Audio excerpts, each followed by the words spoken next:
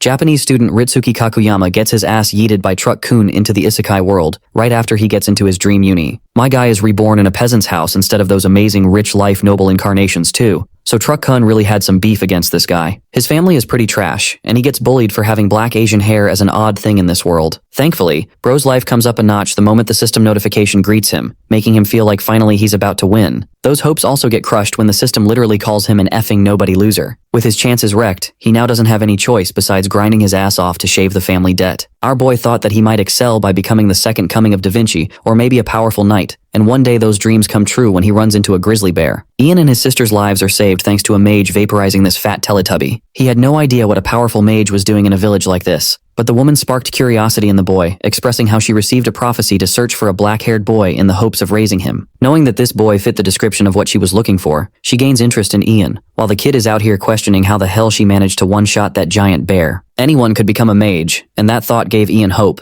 making him dream if he could one day use magic too. The kind woman assured him that he too, despite being a peasant, can change his fate and become a mage. She even offered to teach him magic, while the boy finally realized that he could reverse his shitty odds by accepting this deal. The mage takes her new student to his little study room, and immediately, Ian meets his first powerful opponent, a heavy textbook containing the absolute basics of magic, titled Meronius. Oh, and by the way, the mage actually formally went to his home to get permission from his parents and even the city lord, just to make sure things don't trouble them later. With the people expecting great things from him, Ian is ready to do his absolute best. She preps him for the first lesson, while the boy's system slowly jots down his progress level as he flips through the book. Meronius reaches a 27% completion rate, and several other heavy textbooks and weird Harry Potter spell names later, the boy eventually hits 99% for his completion rate. Meronius is fully completed. Thus the boy can now utilize the magical language perfectly and understand its usage for the mages. 7 whole years passed, yes, that much of a time skip spent on his education, and somehow this mage baddie looks the same as she was before. She believes their private tutorship has now reached an end. With Ian considerably growing up, it's time for them to take on the next step together. The boy's current and only skill is that he knows the magical language and the ability to manipulate it. In the next scene, we witness mesmerizing mountains with a serene sky, and underneath this beautiful horizon, Ian is getting his ass kicked falling from the sky. He shouts his complaints to his master for going too fast, but it's pretty clear that the teacher is enjoying this a lot. Bro is shaking in fear, expressing that he only learned a damn language in the past 6 years, so it's not like he's a proper mage or anything. His teacher watches him with intrigue, while bro is practically begging to be saved by someone that high up in the sky. Mage mommy ushers him to try and hone in on the voices around him, while bro is out here thinking this psycho might be a schizophrenic because who the hell can listen to voices in a place like this? The only sound he hears right now is one of the rippling wind. But strangely enough, when Ian focuses really hard, he hears whispers and gossips of some entities, who seem to be impressed that a human is actually flying. This takes our boy by surprise, making him wonder if this is supposed to be the indicative voice of Meronius. Having managed to hear those voices, the system expresses that he's unlocked a new skill called air art, allowing him to manipulate wind magic. I just love how bro's first practical skill is him becoming Superman. After that rigorous training session, his master continues to tease him while laughing at his sorry state. Ian taunts her for having all the fun while he suffers. Her point is actually regarding the state of the mages, who borrow the power of nature's mysteries by actually communicating with them. This is how the magic of this world functions, which takes the boy by surprise. That voice up there, Mage Baddie remarks that it's actually the voice of the wind, and that he needs to hear the voices of other mysteries too. Ian, now with a grip of understanding how magic works, is happy to follow this approach. Pointing at him with seriousness, she tasks his second mission, the understanding of water arts. As you can guess, bro is sent to drown on his ass and become Michael Phelps or practically die in the sea. He can't even communicate with the rippling water, barely holding it together. Next, his teacher tasks him to take on frost arts, and so he's sent to have a cold plunge in the middle of fucking Antarctica, where his balls are freezing. By this point, his teacher is quite hopeful, and pretty much impressed with bro's learning speed. Meanwhile, our boy on the other hand is questioning his existence, and barely keeping up with things. Without seizing the momentum, this psycho mage baddie snaps her fingers to cast the flames of hell right before Ian. Our boy knows that right after freezing his balls, this woman is about to burn them too. He begs his master for mercy, but like always, hears the sound of flames sparking intrigue in the young human. The first question the flames ask is if they can burn him with glee, and well, you can just imagine our boy's reaction because bro knows he's cooked, literally. By the next scene, we enter the caverns, where Ian is meant to gain an understanding of earth arts, the final task so far. The voice of the earth is actually quite soothing, rambling about some wisdom like Master Oogway or something. Even our boy is confused and doesn't get what the hell he just heard, which makes him wonder if he currently lacks the ability to comprehend or understand earth arts. Bro takes it as a sign of relief and exits the area, when suddenly, the system pops another notification, sharing how he's earned skill points as a bonus. These points can help increase his magic proficiency. 100 of them are available right now. This pretty much confirms to Ian that he's a damn cheater in this world because no way is he getting this stuff for free. Obviously, since Earth is the lacking element right now, he decides to upgrade more by tapping on the screen. Soon after he points at it, the screen pulses with a blinding blue. At this point, the voice of the earth commands him, expressing that lava sits just underneath, and that if he's not careful, an earthquake could occur and cause this lava to erupt to the surface. Ian now understands what this voice is trying to say. His goal is to just get the hell out of here and confirm to his master that he heard the voice of the mystery. First, Ian commands fire to burn, creating himself light to navigate things. This time, a different voice shrieks in pain, expressing its anger for the light. Ian tries to strike a chat with it, questioning if this is also the voice of the earth. However, this element is different. It's not an element that his own master told him about. Because you see, the only thing that truly hates light is the voice of darkness. And that is what this mystery is. Ian is startled. While outside, his master is looking into her schedule, realizing that she might have to attend an upcoming pyromancer conference. Out comes her student with haste. She congratulates Ian for succeeding at last, while he shares another exciting news of having made contact with the shadows of darkness. This revelation actually leaves Mage Baddie's jaw wide open, because clearly she didn't anticipate him connecting with the dark. It makes her question if he truly made contact with such a cowardly mystery, and her silence brings Ian concern. She addresses the boy, sharing that they need to make their descent down the mountain. The boy is happy to do that, curious where their next adventure will be. But it seems that Ian has misunderstood her words, because you see, his master means something completely different. She declares that they will officially be parting ways from here. Pointing to her left, she suggests that he head to the Chronoleak, where he will soon attend the Space-Time Sorcerer Conference, because if he is destined to learn such arts, then he'll also have the fortune of running into a competent space-time sorcerer there too. Bro is baffled, because all of a sudden he's being told to learn a completely new thing relating to space-time. Watching his confusion makes her happy. Eldith reflects that the young boy was born with a natural affinity for discovering mysteries, and based on her gut feeling, she can tell that he'll be capable of wielding the power of space-time too. With that, their contact wraps up.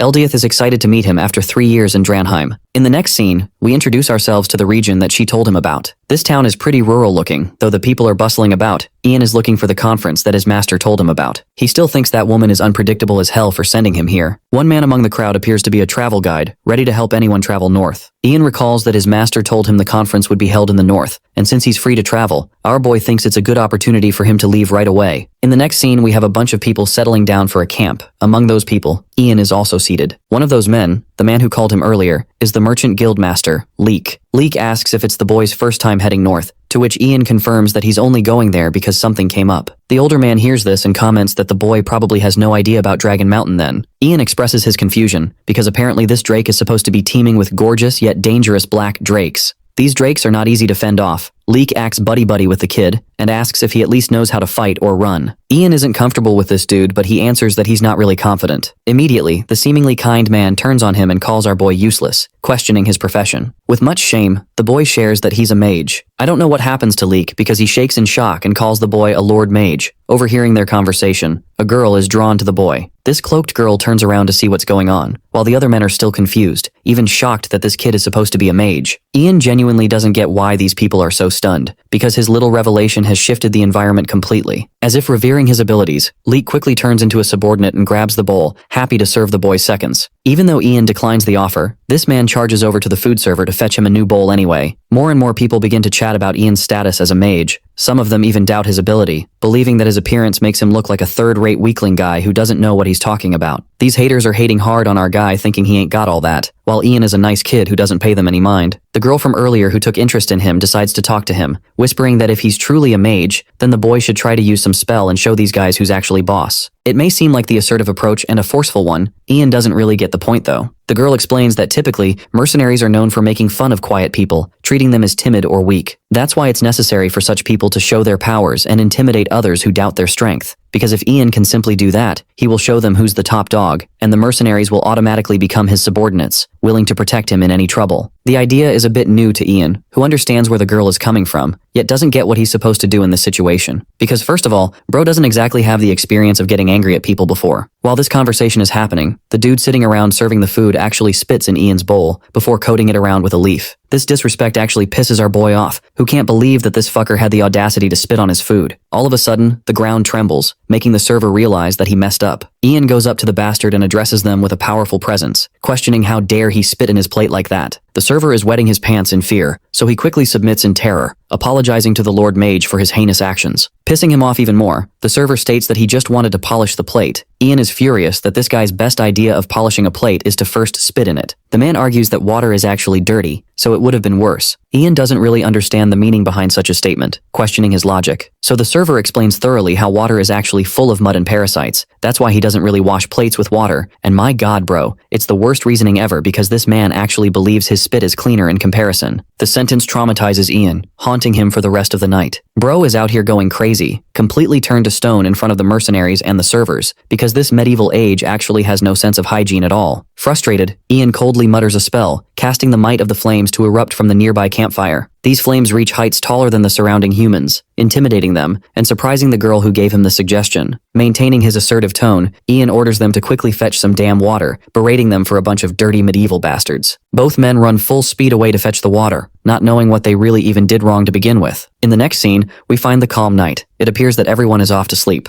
except the mercenaries are on a search for Kathy, the girl they can't find. One horny bastard wants Kathy all to himself, because his medieval 1-inch stick is acting up at 3 a.m. In the distance, he manages to find her, so the horn dog calls out to Kathy, urging her to come to him. Suddenly, the man notices that Kathy is actually knocked out. She's been abducted by a bunch of bandits. The mercenaries shout at the bandits, but their whole macho act fails when one of them is suddenly killed with an arrow piercing his chest. The mercenaries roar their anger for these aggressors to kill one of their comrades. They quickly bolt into action, aiming to fight these guys off and even kill them. The leader of this unknown group treats them like a bunch of small insects, but it's here when Kathy actually wakes up again and starts biting the grab out of this dude's back. The guy is forced to throw her down, because he couldn't risk his arm getting chopped off with Goku's secret biting technique. Kathy struggles to run away, while the leader commands his men to quickly chase after the target as she's running away. While all of this is happening, our boy is sleeping in his tent with the same haunting memories, realizing that these medieval assholes actually use spit for cleaning. The commotion outside quickly wakes him up from his nightmare. A mysterious voice calls out to him to get up fast. My guy senses the aura of the surrounding atmosphere, before actually hearing the sounds of the mercenaries running to him. Leek is the first among them, calling out to the Lord Mage and explaining that they're in deep trouble. In the next scene, our boy reaches the fight zone, where these mercenaries are battling it out against the bandits. The leader is actually the strongest one of them, cutting the mercenaries with his sword like it's no big deal. In fact, he wants all his men to cut these guys down without mercy, and then also search for the missing woman. Kathy, their target, is currently hiding behind the tree nearby. She shrinks in horror, not knowing what she should do, because at the current rate of things, she'll be caught in no time. While she's hiding about, one guy actually comes up to expose her location, confirming her worst horrors of being found. With a blade to her face, the guy threatens to chop off her arm if she doesn't quickly get on her feet. Kathy, terrified, sulks in horror knowing that her life is now over. Before she could even stand, this merciless scumbag raises his sword to cut her down. But at that exact moment, something hits him with enough striking force that even the ground ruptures underneath from the impact. Kathy is speechless, while her savior stands right behind her. Ian casted his spell and arrives at the right moment. She looks at him with wonder, while he grabs her hand and instructs the girl to stay close to him. His confidence comforts her, while the rest of the group also bands together like a train and stands behind the Lord Mage. It looks funny, but it's actually methodical, because Ian has a spell. He chants open, like Sukuna's furnace technique, but instead of fire, this man gathers the might of darkness and lightning focused into one sphere. The surrounding mercenaries as well as the bandits take notice of this spell, and in mere moments the entire region is shrouded in black. Not being able to see a thing, they worriedly cast their torches. But besides that small inference of light, nothing is visible. These guys start bumping into each other in the dark as if the power went out. But while they're struggling, Ian's train formation helps his own group. He trails ahead with confidence while they follow him, and using this technique, he thinks they should make it out easily. The current skill he's using is one of the shadow arts, paired with his dark vision attribute to see stuff in the dark. Unfortunately, bad confidences also end up happening, because one of the assailants ends up bumping into Leek, causing trouble. This is bad as the guy quickly raises his sword to cut them down with what little chance he has. The man at the front, Leek, is frightened for his life, begging to be spared. He's a helpless old man, so Ian has to swoop in with the casting of his fire burn incantation. Remember when he used it to just light a torch earlier? Well, this time Bro literally uses the torch to engulf this dude's face, burning him alive. After becoming burnt steak, Bro hits the ground, scaring the crap out of the other bandits. The man they're facing is no joke, and even Ian understands that this display of power should be enough to scare the others to run for their own lives. Just as he expected, a sudden panic is caused. The bandits want to flock around and run away, but their leader refuses to let them go anywhere, roaring that they charge ahead. Despite Bro's confidence, it's not like anything different was going to happen, because unexpectedly, one of the black drakes arrives, surprising him by chomping their leader's head off. Now that's a gruesome death, one that instills the fear of death in the remaining party members. But that's not all. Even our boy is terrified, because the situation has gotten much more complicated with the arrival of this flesh-eating behemoth. The curious beast playfully stares at the other humans while chomping down one of their own, like a predator who has found an entire group of prey to devour. The remaining bandits run off afraid, but fear runs wild in Ian's party too. Leek stutters, pointing the mage's attention to the drake. Despite our boy's competence as a mage, he doesn't have the experience of dealing with someone as powerful as this drake. Even Ian understands that they're headed towards total destruction, while the system remarks that they're facing an encounter with one of the primordial mysteries. This helps him automatically unlock a new skill called summoning, allowing Ian to communicate and summon other life forms. It seems like a convenient ability considering his chances against this monstrous beast, but it also makes our boy wonder if the beast before him is no different than all the mysteries that he already has encountered. They were all different elements, but if he can only communicate with this creature, they might survive. Despite his hesitation, Ian takes his chances and calls out to the drake, who eyes him down with blood trickling down his mouth. Leek and the others genuinely think they're about to get sent to hell even with Ian protecting them, while the mage patiently stares down at the beast who growls before him in an effort to intimidate the human. Mustering some confidence in his ability, Ian continues to communicate, knowing that all this time, none of the mysteries ever dared to betray his efforts. The mage introduces himself, but in the most corniest way imaginable, expressing that he's a friend of the drake. Yup, it seems that he must have learned talk no jutsu from Naruto during his 7-year time skip too. Anyway, the drake is baffled and so is Bro's party. Ian literally holds a sign up in his head to explain that friends are not supposed to fight each other. But I think Bro is forgetting the fact that this thing literally chomped down a dude fresh in its mouth. The creature growls back, making the others question what it's saying to the mage. Ian's face displays confidence, but the freaking hilarious part is that not even he understands what this thing is trying to tell him, so he's just as lost as the others. Right now, he's got absolutely no chance at communication, so he spends the remaining points buffing his skills, dumping all of them into his summoning stats with the chance of communication. After increasing his summoning stat, our boy can finally understand the drake's language, which gives him a chance to speak to him. Ian confirms once more if it's true by calling out to the drake, but in his attempt, he infuriates the beast, causing him to roar in his face for wasting his time.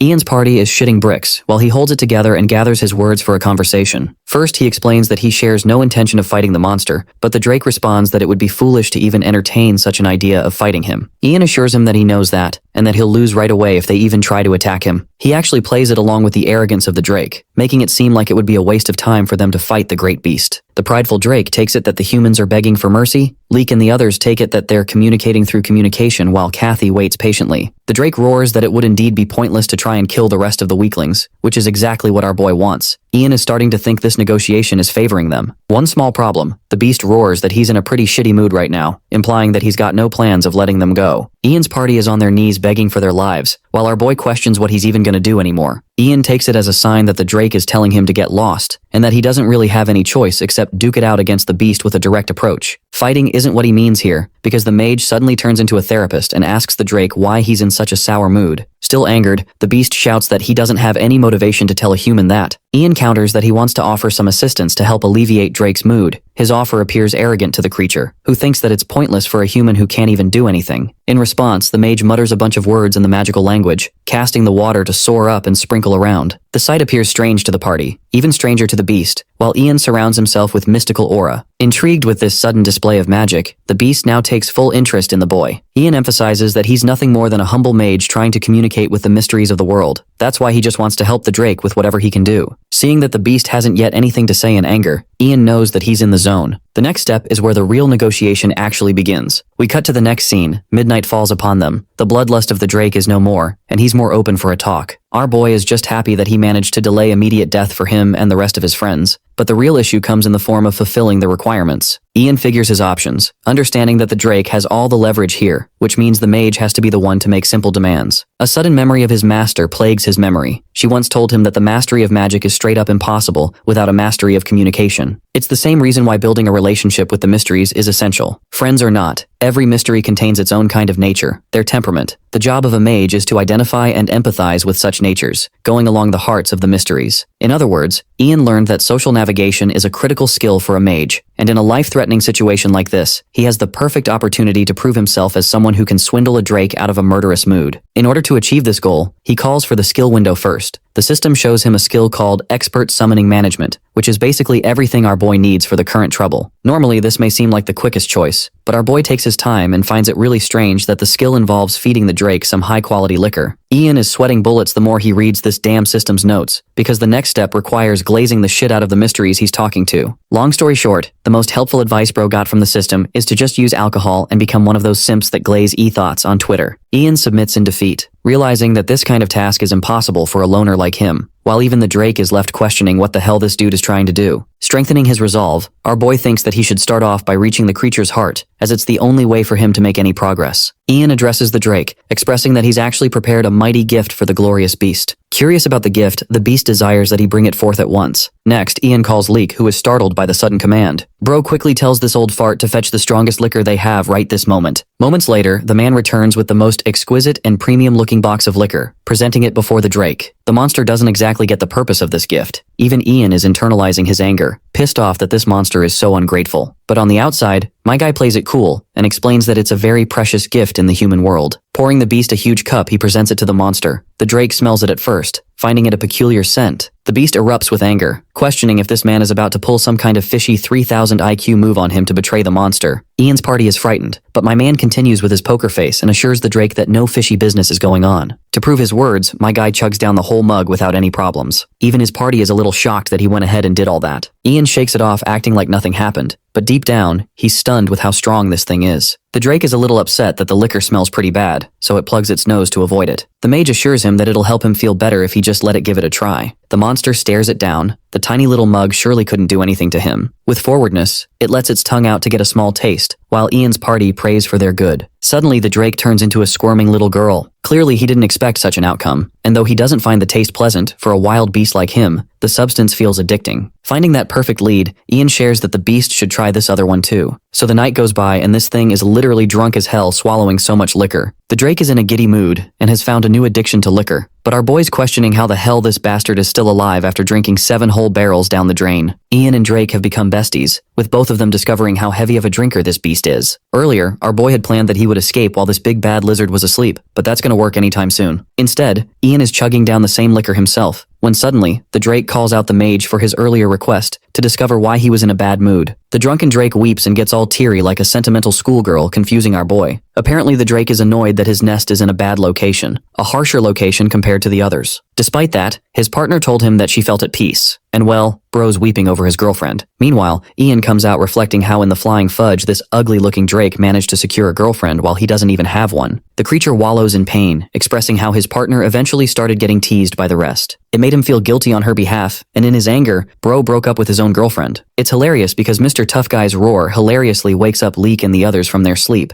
and then also puts them back to bed by reaping their souls. Well, Ian can understand this feeling. The drake is feeling the loss of a lover no differently than a human. At the same time, a plan comes to his mind to change things for the better. He calls out to the beast, explaining that he could use magic to fix that wretched nest. The monster is shaken with this support. Ian chimes in and asks for something in return, asking for one simple favor. By next morning, Ian walks about, while Leek is still daydreaming some shitty romantic dream. Our boy taps this timid clown's head, and actually gets triggered that this old fart isn't waking up. Ian threatens to snap his finger out if he doesn't wake up right away. Bro looks at him with the most JoJo-ass GigaChat expression ever. His glare terrifies Leek, causing him to shout and wake up, while the rest of the group also topples down because of him. All this time, Ian has been pulling their asses together on a cart, because soon after that dragon let out a roar, they all fainted on the spot. Kathy thinks she made a mistake tagging along with these guys, while the others ask if the drake already went into its nest. They hug each other in comfort, scared that the monster will come out at any moment and slaughter them. Ian assures them that the dragon is at its nest, waiting for his arrival. He's already made a deal with the creature to help save the lives of his friends. Just hearing that makes these clowns suddenly turn into his #1 fans, while Ian is left wondering if he should have left them to die. Back then, he told the monster that he'd fix his nest in exchange for the lives of these people. Hearing those words, Leek and the others chant the name of the brilliant archmage, honoring him. Our boy doesn't get where this is all coming from, because apparently these guys are under the impression that the mage actually beat up the big bad dragon for them, and after scolding the creature, he sent it back to its nest, before forcing the creature to surrender to his mercy. These losers are ecstatic with a wave of emotion coming over them. They want to serve this man for the rest of their lives. Ian is just annoyed and orders them to be ready to depart without ditching him by the time he's back. They agree to this command, expressing that they're united as one, and soon after, Leek asks them to check on the number of mercenaries they have on them. Kathy notices this, and for some reason is observant of her surroundings. Let's cut to the part where the dragon takes our boy to his nest. It's a rocky little setting. Ian expresses his shock, causing the dragon to jump his ass for acting like it's unsolvable. Our boy clarifies that it's not unfixable at all, it's just that he's sleepy, and bro's stamina is at an all-time low. Ian just wants to quickly get done with things so he doesn't get bogged down later. His objective is to simply push back protruding rocks and create more space here. Focusing himself, he communicates with the calm Earth, who talks back to the human. Ian asks for a favor, and immediately the Earth declines, stating that it's busy. Bro realizes that this thing is not happy with him at all, while the anxious dragon wants immediate updates. The mage explains that the Earth isn't even listening to him, so he's gonna try again when its mood improves. He has an understanding that the Earth is going to be angrier, even if he makes a second request, while the dragon argues that if that's how things are, then it just can't be helped. Instead of getting angry with the mage, the dragon actually thanks Ian to actually give it a shot for someone miserable like him. Even our boy gets in his feelings, while the dragon asks him for his name. Ian introduces himself, so the beast also introduces itself by name, Longtail. He wants the two of them to be friends, so our boy holds its paw, creating a new bond and confirming the summoning requirement of this beast. The system assures him that our boy can use the monster anytime he wants, but even then, he feels shitty for being unable to do anything about his friend. The beast calls out to the human, expressing that they should at least celebrate their friendship, and for that, he offers as much gold as he wants to take. It's freaking insane that this thing has that much jewels on him, and he's happy to give it all away to one human. Ian inspects one of the jewels, wincing that if only Earth was willing to give him a chance, things would have been different. But then, after inspecting one of the jewels, our boy experiences a sudden shock. He turns over to Longtail and asks if it's fine for him to scribble on the floor. The beast is confused and allows him the opportunity. Moments later, Ian carves up a gorgeous magic circle with a jewel as its heart. This is the same method his master taught him, a method used to convince a mystery by using magic circles. Longtail has no idea what this mage is trying to do, while our boy assures him that this is gonna be good. This time, he calls out to the Earth once more, urging her to move the rocks and smoothen the walls for him. Interestingly, the jewel on the circle reacts with a strong light, and indeed the walls start to move in accordance to the desire of the mage. Longtail is blinded by the light, but by the time he gazes back at his nest, it is gorgeously crafted into this divine masterpiece. Ian expresses that it's his return present as a friend, while this little dragon is ready to burst into tears. The lair goes metal as hell and it even smells amazing. Longtail questions if this too is the beauty of magic and holds the human hand. This time, the dragon won't have any shame presenting his new lair to his girlfriend, and even the children they'll have will feel safe. Ian didn't ask for the extra information, but he's happy to help, except a reverse effect of his technique fires back on him. His body shivers and he experiences a sudden headache, and before he can comprehend what's going on, the mage quickly faints before the dragon after bleeding from his nose. In other words, my guy fried his own brain for this technique, and he doesn't even have a reversed curse technique to heal his brain like Gojo Satoru. Panicking, the dragon comforts his buddy, who is still gasping heavy breaths. The beast has no idea what to do, when suddenly Kathy roars for her friend and comes rushing towards him. The dragon is a little confused while she's frightened for her life, thinking that he's about to eat her. She stops dead in her tracks, while the dragon looks at her with the glare of death, thinking that she might be some kind of enemy. Kathy trembles and softens up, expressing that she's here for a conversation. Then she begins chanting the same stupid signs that our boy made earlier to paint the picture that she's a friend. With much difficulty, the beast ends up understanding what she means. They both look towards Ian, who is still in a pretty rough shape and barely managing about. By night, our boy is brought underneath the night sky. When he gets back up, he instinctively reaches for his phone as if he were still on Earth. Hilariously, instead of holding his phone, the dude ends up holding this chick's hand, before questioning how the heck his phone turned so soft or turned into a gummy. The squishy soft sensation genuinely doesn't make any sense, until Kathy directly asks if he's awake, because bro is doing some really sus shit right now. Ian, now flustered, embarrassingly jumps out of her lap, confused as to what the hell she's doing here. At first, my guy thinks he's the one dreaming, but she explains that she was covering for him after he hit his head. The ringing headache still bothers him, while she advises him to try and rest. You see, Ian is only piecing together the fact that he straight up collapsed, and throughout the night, he forced certain evolutions without getting himself to adapt. Kathy looks at him confused, while he's out here questioning if she managed to overhear everything. Bro's genuinely embarrassed and covers his face like a mess. The question of Longtail arrives, but apparently that overgrown lizard left, making our boy wonder if he's out to chase his girl. He apologizes to Kathy for causing her trouble, and asks how she managed to even come here with Longtail guarding the place. She explains that she somehow found a way to communicate they were friends. Bro finds it difficult to believe and wonders if she used mage language. He's pretty sleepy and doesn't have all the answers, while Kathy shares that she willingly followed him even when she knew the risks. It's actually because she has stuff to ask of the mage. First off, Kathy feels guilty over the attack that happened last night because she's the one responsible for it. Ian seems surprised, and she apologizes straight away for putting them in so much trouble. Our boy understands that things got shaky and heavy way too fast, making him realize why she was trembling that hard. Ian theorizes that she must have some kind of beef with the bandit while she's offended at the suggestion. Bro is even willing to state that her face looks like a bandit, but Kathy decides to go vulnerable with him to reveal a huge secret. Ian expects this to be a corny plot twist, like her being some kind of princess of a country. In reality, she drops a bombshell that her real name is Lucy of the Tarian family. She's a noble. The bandits were sent on behalf of her fiancé. Ian then suspects that it might be some kind of bratty lover's quarrel like it always happens. Kathy is upset with his trashy assumptions, sharing that she intended to disappear far away from her fiancé's control. However, she lost the confidence to escape ever since the events that occurred yesterday. Grasping his hand, she begs him to help her escape.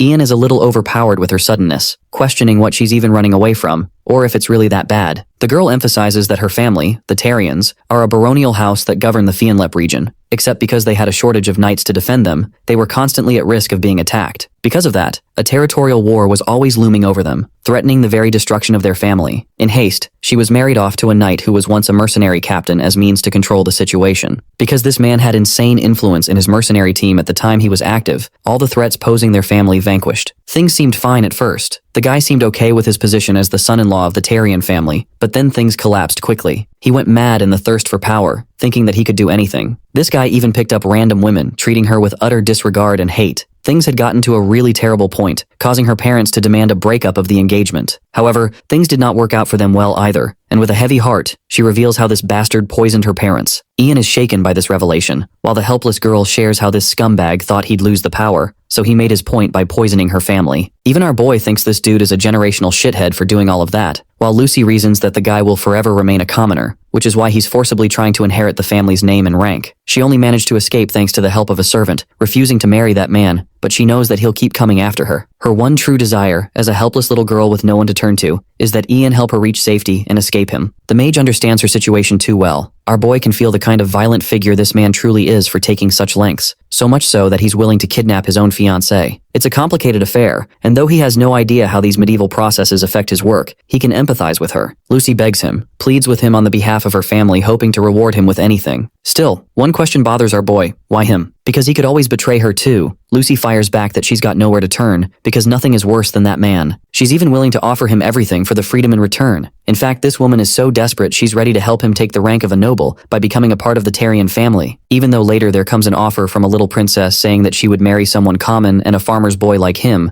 and this is truly an incredible chance for a farmer's son to become connected with the nobility in a world like this, Ian still cannot decide what he truly wants for himself. If that happens, he would become part of the nobility, but he would no longer remain the disciple of Elidith, and would not live the life of a mage the way he always wants to. Maybe that kind of life would still be fine for him, and on the other hand, it could also become a good way for him to live as a nobleman while dealing with politics and power. Right now he stands at a crossroads regarding his destiny and the kind of person he truly wants to become, whether he should live as a nobleman or continue as a mage. Still, he is born into a fantasy world for a reason, so he believes he should use this opportunity to push his magic to its absolute limits. By helping Lucy, he should be able to gain experience as a mage, while also earning enough money to support himself with stable expenses. Because of that, he decides that from now on, he will drive away all the kidnappers and simply allow everything else to follow its natural course. He clears his throat and tells Kathy that she should probably ask someone who can use a sword far better than him, because a mage is not exactly a warrior, and he cannot do much for her during moments of danger. Even so, he still agrees to help her as long as she is willing to pay him, and after that, everything that happens will depend on him. Kathy immediately bursts into tears of joy and becomes deeply grateful for his help. She throws her arms around Ian, and Ian feels a wave of sympathy for her as he quietly allows her to cry her heart out against him. Meanwhile, Drake is lazily sunbathing when Ian and Kathy finally step out of his cave. Drake instantly becomes excited when he sees his friend again, and he happily tells Ian that he looks good. Ian responds by saying that they are heading down the mountain because everyone is waiting for them below. Hearing this, Drake says that both of them should climb onto his back because he will take them there himself. Ian jumps onto him without even hesitating, but Kathy remains nervous and uncertain for a moment. Drake then calls her Ian's girlfriend and tells her to climb on as well, but Kathy completely misunderstands his words and immediately begins trembling in embarrassment, while Ian quickly explains that things are not like that and that the two of them are not together. Drake still does not seem convinced because to him they honestly look like a cute couple. Kathy remains confused by the entire situation, but Ian tries to calm her confusion and asks her to climb on behind him. Seeing Ian in that moment looking nothing less than a true hero, she finally decides to trust him. She climbs onto Drake and wraps her arms tightly around Ian. At the same time, the merchants are arguing among themselves while speaking to Leek. Some of them insist that they should pack their belongings and leave immediately because they believe the dragon must have already killed Ian by now, and staying any longer would only put them in danger. However, the merchants are divided, and both sides keep arguing over completely different choices. One side wants to stay and wait for the powerful mage while the other side desperately wants to leave and head somewhere safe. Leek thinks silently for a while before finally opening his eyes and declaring that he gave Ian his word that he would wait for him, and because of that promise he is going to stay no matter what happens. The merchant who supports his decision immediately shouts with joy after hearing that they are staying. However, only 10 minutes later, a group of bandits suddenly attacks them. The bandits capture everyone and aggressively demand to know where the girl traveling with them is located. Leek becomes confused and asks what girl they are talking about.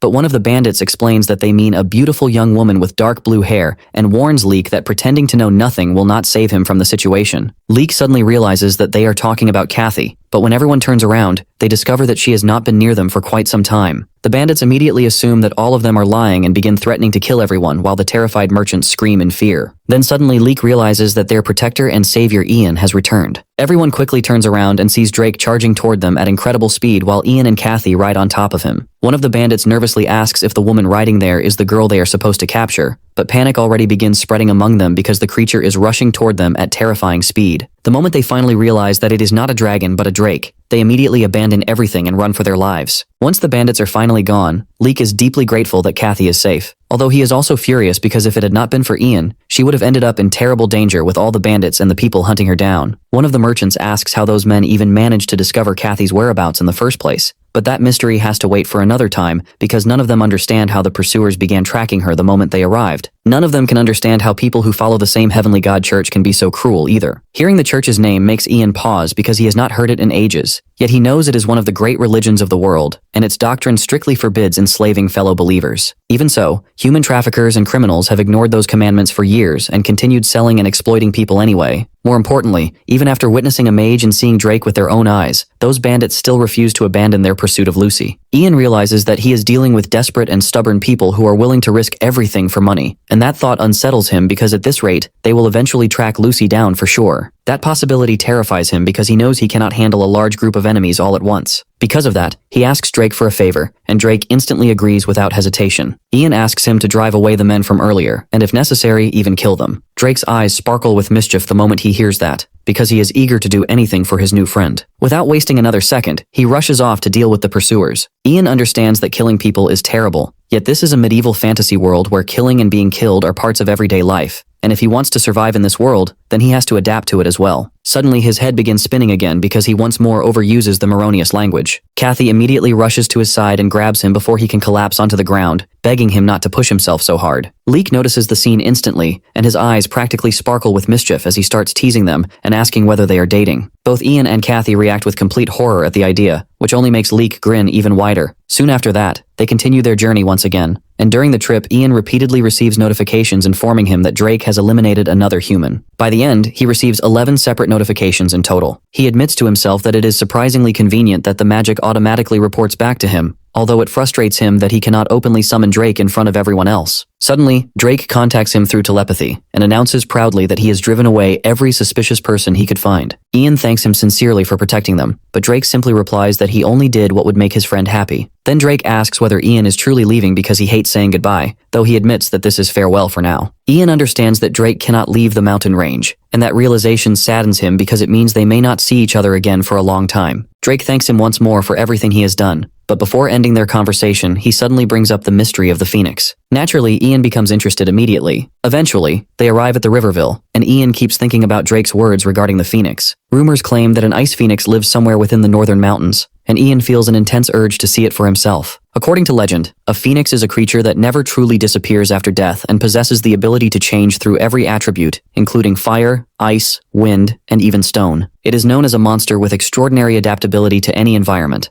and Ian quietly wonders if it might somehow be possible to create one. As they reach the gates, Leek and the merchants announce that they intend to meet the lord of the village and ask Ian and Kathy whether they would like to accompany them. Ian immediately decides against it because if Lucy wants to escape safely, then staying away from powerful nobles and high-ranking officials is probably the smartest option. Because of that, he says that the two of them plan to rest at an inn before continuing their travels. Instantly, the merchants begin teasing Ian and Kathy again, and this time Kathy happily plays along by claiming that she is exhausted as well. She even clings to Ian in such a convincing way that Leek immediately starts shipping them once more and nearly blushes from excitement. After separating from the merchants, Kathy admits that pretending to be with Ian has made things much easier because it keeps annoying people from bothering her. although Ian is far less enthusiastic about the arrangement. He then asks why she behaves so politely toward commoners when he himself is nothing more than a farmer's son. Kathy replies honestly that she admires him now and sees no reason to treat him poorly. Ian thinks about her words for a moment and realizes that he also wants to remain approachable and kind no matter what happens, while Kathy silently admires how naturally polite Ian is and wishes she could become more like him. Ian then asks what her plans are moving forward, and Kathy explains that she intends to seek out Count Katina. Apparently the Count is her uncle from her mother's side, and she believes that if she explains everything, he will definitely help her. Ian immediately asks whether they were even close, and Kathy admits that they were not exactly distant from each other. Even so, Ian cannot help feeling suspicious, and points out that she should not blindly trust an uncle who was not even especially close to his own sister. Kathy becomes offended immediately and demands to know how Ian could possibly suspect her uncle, insisting that there is nothing in the world he would not do for her. Ian eventually relents and decides that if she trusts him that much, then perhaps she is right after all. The moment he agrees, Kathy suddenly shifts into a teasing mood again and jokes that if a mage as impressive as Ian proposed to her, she would gladly marry him and accompany him to the Count as his wife. Ian immediately shuts the idea down and reminds her that their agreement ends the moment they safely reach the Count. Kathy pouts and calls him cruel for rejecting a noblewoman willing to marry him, but Ian casually replies that there are plenty of women in the world besides her. Kathy instantly grows irritated by that answer and storms ahead toward the inn in frustration. When they finally arrive at the inn, Ian hands over a bag of gold to the receptionist and pays for a room and a bath for the night. The amount is more than enough for both of them. The receptionist then casually asks whether the girl will also be taking a bath, but the moment Kathy hears that question, she becomes horrified and hurriedly insists that she is perfectly fine without one. Ian initially assumes she simply dislikes bathing and thinks she is already filthy enough to need one badly, but after a moment, he realizes the truth. Public baths in this medieval world are completely exposed,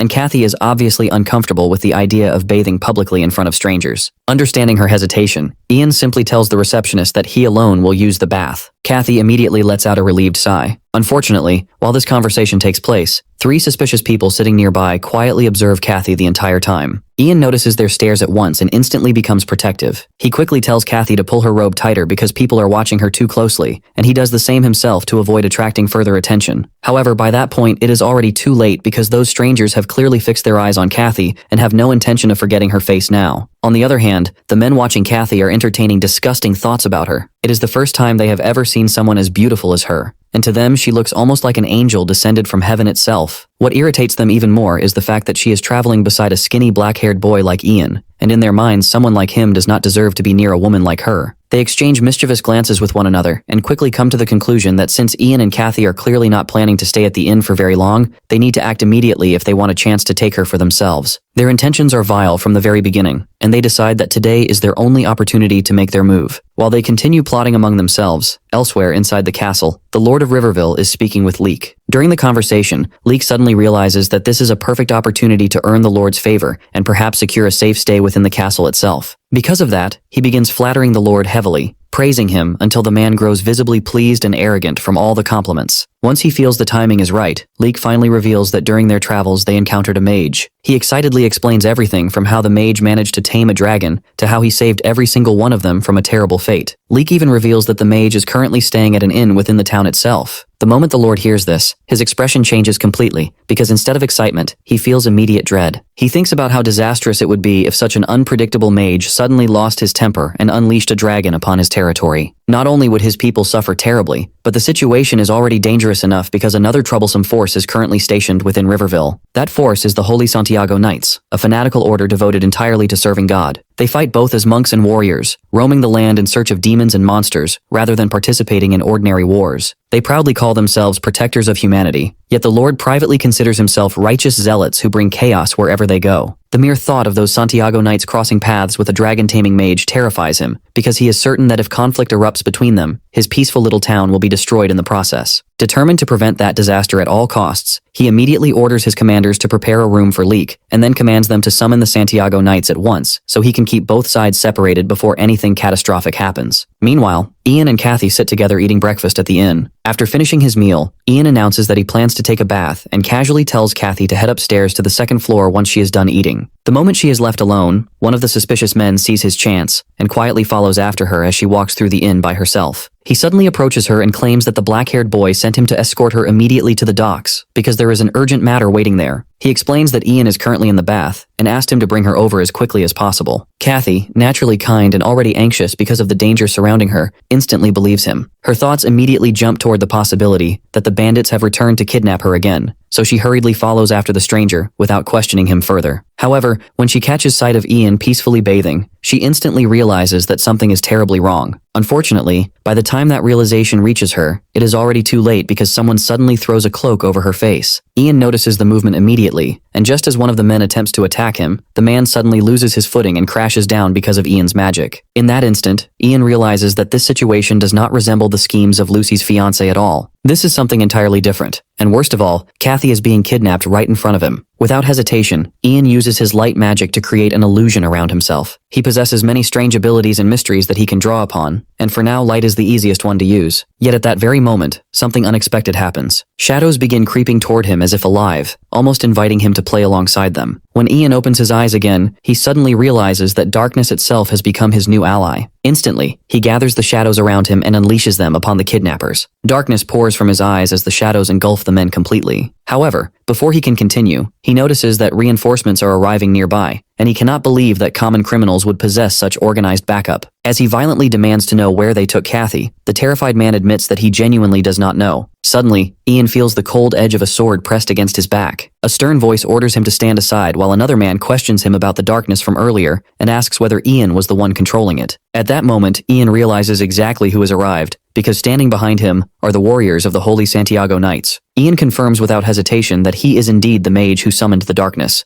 Although while speaking he cannot stop thinking about the terrifying old man standing before him, because the sheer bloodlust radiating from him is overwhelming. The criminal immediately begins begging the knights to save him and shamelessly lies that the mage suddenly tried to kill him for no reason at all. Ian stares at him in disbelief, unable to comprehend how casually the man twists the truth. The old knight narrows his eyes and re-dietrichs that if Ian truly is a mage, then such murderous intent is entirely believable. Hearing that instantly irritates Ian. But the old man continues speaking and claims that mages are all the same because they possess dangerous bloodlust and believe they can do whatever they please without consequences. Ian takes deep offense to those words and anger begins rising inside him. However, before he can respond properly, the old man speaks with such authority that Ian realizes something important about this world. Here, having a foul mouth and overwhelming presence is often treated as proof of strength and skill. Even so, another knight suddenly steps forward and declares that regardless of Ian's abilities, it does not excuse him for using wicked magic. Ian pauses at those words while the knight explains that surrounding himself with darkness is an act of turning away from the heavens and rejecting the light of the sun. According to him, hiding within darkness is nothing more than the behavior of a coward. Ian thinks carefully for a moment before clearing his throat and calmly arguing back that the laws of heaven allow both day and night to coexist. He then asks them that if heaven truly belongs only to the light, then why does night exist at all? The moment those words leave his mouth, the knights fall into complete existential confusion. Their expressions shift dramatically as they try to process his argument, and soon many of them become strangely fascinated by him because they realize this young mage possesses a level of intelligence far beyond what they expected. Taking advantage of the silence, Ian politely asks them to excuse him because his sister has recently been kidnapped, and he desperately needs to rescue her. Instantly, the knights realize the criminal deceived them from the beginning, and every one of them turns toward the lying man with fury in their eyes. The old knight then orders a man named Dietrich to keep watch over the criminal before marching toward the inn himself. As a form of apology for wasting Ian's valuable time, he declares that he will personally help rescue Ian's sister and ensure her safety. Soon afterward, they arrive at the docks where the remaining kidnappers are attempting to smuggle Kathy away on a boat. She is tightly bound inside a body bag while the men hurry to escape before anyone catches them. The knights instantly recognize what is happening and become furious because the criminals are already preparing to flee. Meanwhile, Ian notices something important about the timing. The sun is beginning to set, and because of that, he realizes he can use his magic far more effectively now. The old knight asks everyone how they should proceed, and insists that for the sake of rescuing the innocent girl, they must work together. The knights become excited at the thought of battle, but Ian quickly warns them that charging directly onto the boat could be extremely dangerous. The old man refuses to back down, and insists that he is willing to do anything necessary to help save her. Ian then explains that he noticed a large hook nearby, and plans to pull the boat back toward the shore somehow. The old knight stares at him in confusion, and asks whether he intends to use shadow magic for such a thing, because he cannot understand how that would even work. Ian casually explains that he possesses introductory knowledge from many different schools of magic, and can use multiple forms of magic instead of specializing in only one. The old knight becomes even more confused because throughout his life, he has only ever seen people dedicate themselves entirely to mastering a single element, rather than several at once.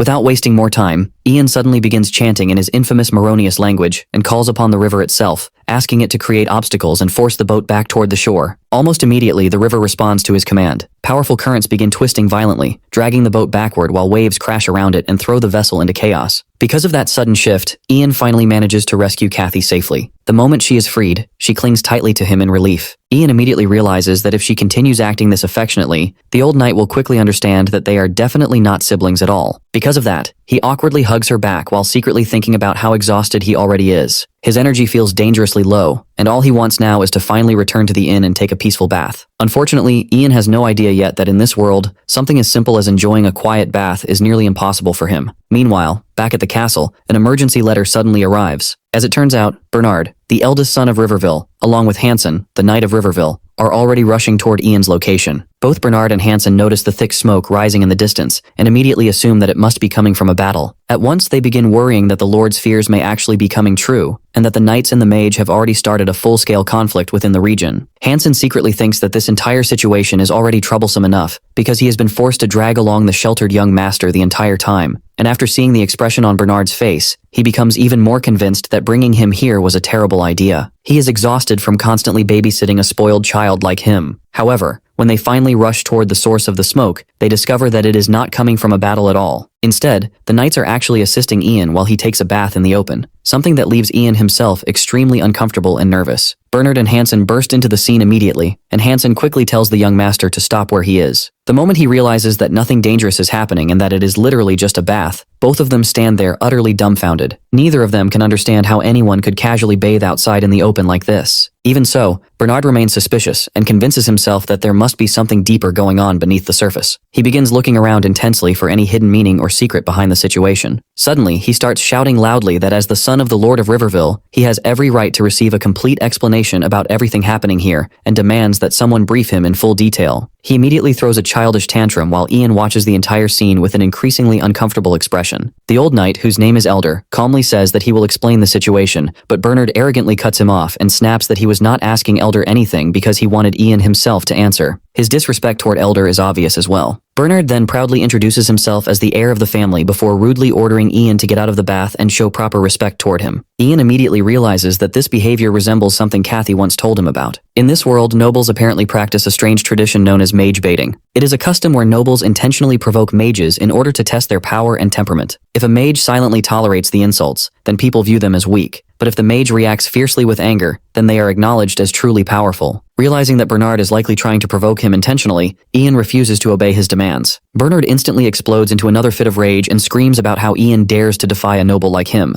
Ian fires back calmly that he has no obligation to listen to a spoiled little boy. Furious beyond belief, Bernard orders his knight to capture the mage immediately, although the knight himself appears more interested in trying to calm the brat down than actually attacking Ian. At that point, Ian decides that enough is enough. He admits to himself that he could tolerate the childish provocation earlier, but being treated like a fraud crosses the line completely. Rising from the bath, he unleashes both his dark magic and light magic at once, causing trash bins, axes, and nearby objects to float ominously into the air around him. Hansen quickly tries to smooth things over by apologizing for the young master's disrespect and assuring Ian that they fully understand his strength now. Ian finally relaxes slightly because he believes this display should be enough to make Bernard back down. Unfortunately, he is completely wrong because the child immediately erupts into yet another tantrum. This time Ian genuinely begins fearing that the spoiled noble might actually try to have him executed, leaving him with little choice but to cooperate for now. The following day, Ian visits the castle where the Lord of Riverville personally shares tea with him and apologizes for the trouble caused by his son's behavior. Ian politely replies that he should be the one apologizing because he may have taken things too far himself. The Lord then asks whether Ian arrived together with his companion, but Ian explains that she currently has other matters to attend to and remains at the inn for the moment. In reality, he knows that Kathy is staying under the protection of the knights for her own safety. The conversation soon shifts toward Ian's background, and the Lord asks about the name of Ian's master. Ian answers that his master is Lord Elidith, and the Lord of Riverville immediately recognizes the name. He explains that Elidith is known as one of the rising stars of the academy. Curious, he asks whether Ian's master has ever spoken about the South, where the Magic Academy itself is located. Their discussion then drifts toward politics, as the Lord asks whether Ian plans to travel toward the Principality of Palgar or the Principality of Roxelin. Ian admits that he has no idea what those places even are, causing the Lord to explain that tensions between the two territories have been growing increasingly dangerous lately. Apparently, the Principality of Palgar has begun setting its sights upon Roxlin, and Ian quickly realizes that this likely means war may soon erupt between the nations. The Lord then asks whether Ian himself plans to head south as well, but Ian explains that he is actually traveling east because he is searching for a certain mystery. Hearing this, the Lord decides to offer him a gift. Ian becomes confused when a chest is suddenly placed in front of him. The Lord encourages him to open it, and when Ian does, he discovers a staff resting inside. The Lord explains that the staff once belonged to a renowned aeromancer, and that it is called Wing's Gate. Ian carefully picks it up and instantly notices how perfectly it seems to suit him. Although it looks like nothing more than an ordinary staff on the outside, holding it strangely feels like finally obtaining the perfect prop for a real mage. Even so, he genuinely appreciates the gesture. The Lord explains that this should be considered a token of gratitude for forgiving his son's outrageous behavior. Ian sincerely thanks him and happily accepts the gift. However, the moment he returns from the meeting, he suddenly hears someone desperately screaming his name. Ian instantly becomes alert. Kathy rushes toward him in panic and announces that something terrible has happened. Then she reveals a raven that has become trapped by her. Seeing that it is only a crow, Ian finally calms down and Kathy smiles in relief. The old man explains that a hunter caught the bird earlier that morning and was planning to cook and eat it, but Kathy stopped him and took the crow away before he could do anything. Ian realizes that Kathy is completely serious as she explains that, to her, the bird reminds her of Ian because they both have black hair, and somehow it feels like fate itself brought the crow to them, so she could never allow someone to eat a raven like that. Kathy is practically glowing with excitement while Ian apologizes to the old man for all the trouble she has caused and casually tells them that they should just go ahead and eat it anyway. Hearing this completely crushes Kathy, and she cannot believe how cold he is toward such a helpless creature. While Ian tries to calm her down, the knights are already pleased at the thought of getting an easy lunch out of it. Then suddenly Ian hears a voice begging him to save it. He immediately tells the others to stop for a moment before carefully picking up the raven, only to realize that the creature is desperately pleading for help. Ian begins speaking to the raven and quickly notices that even though the bird cannot understand his words, he can somehow understand the raven perfectly. He realizes that the Moronius language does not work properly here, possibly because the creature lacks enough mystery for the magic to connect completely. He tries concentrating harder, but the raven keeps panicking and repeating itself over and over again until Ian finally snaps and angrily tells it to shut up because he is already going to save it and does not need to hear the same desperate plea 100 more times. The raven instantly goes silent, and Ian thinks that even if the crow cannot understand his language properly, it definitely knows when to read the mood and stay quiet. The knights stare at him in disbelief because the mage is casually speaking to a crow as if it were another human being. Ian explains that the raven is begging him for help, and Kathy becomes overjoyed because now her beloved crow is going to survive. She beams happily and says that she knew from the beginning that the bird was special. Elder comments that the young lady seems capable of sensing mysteries in the same way Ian can, and Kathy becomes even happier hearing herself compared to him.